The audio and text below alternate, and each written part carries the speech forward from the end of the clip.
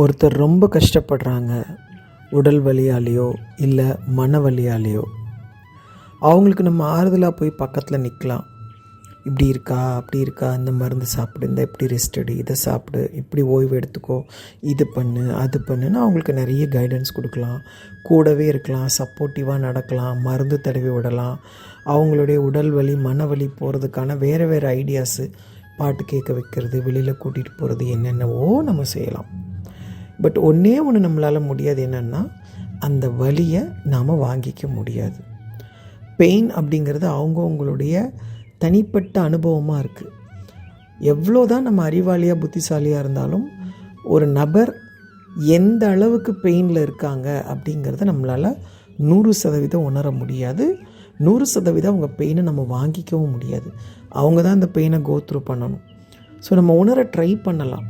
அதனால் இதெல்லாம் ஒரு விஷயமா, இதுக்கு போய் கவலைப்படுவியா, இது என்ன வலிக்குதா, இது ஒரு கஷ்டமானு யாரையும் நம்ம சொல்லவே கூடாது. என் லெவலுக்கு என்னுடைய வலி தாங்கக்கூடிய சக்தி ஒரு மாதிரி இருக்கும், அவங்க லெவலுக்கு அந்த வலி தாங்கக்கூடிய சக்தி ஒரு மாதிரி இருக்கும்.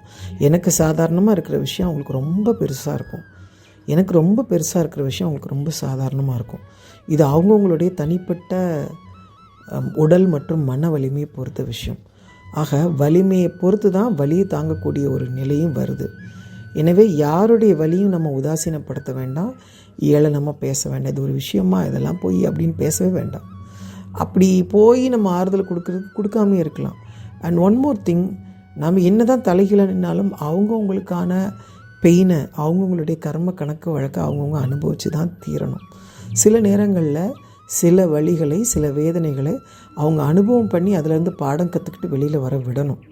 நம்ம அன்புங்கிற பேரில், அக்கறைங்கிற பேரில் அப்படியே அவங்க கொஞ்சம் கூட கஷ்டப்படக்கூடாதுன்னு நினச்சி நம்ம போகிறோம். சர்டன் பெயின்ஸ் ஒரு மனுஷனும் கோத்ரூ பண்ணி தான் ஆகணும். இது அவங்களுக்கு மட்டும் இல்லை, நமக்கும் அப்ளிகபிள்.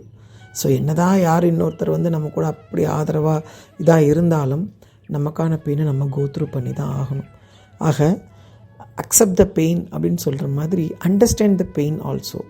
எனக்கு இந்த வலி ஏன் வந்திருக்கு, இந்த வலியை நான் எப்படி தாங்கிக்கிறது, இதுலேருந்து எப்படி மீண்டு வருது, அதுக்கு அடுத்த ஸ்டெப் என்னன்னு நான் முதல்ல யோசிக்கணும். அதே மாதிரி இன்னொருத்தர் இருக்காங்கன்னா அவங்கள அப்படி தான் யோசிக்கணும்.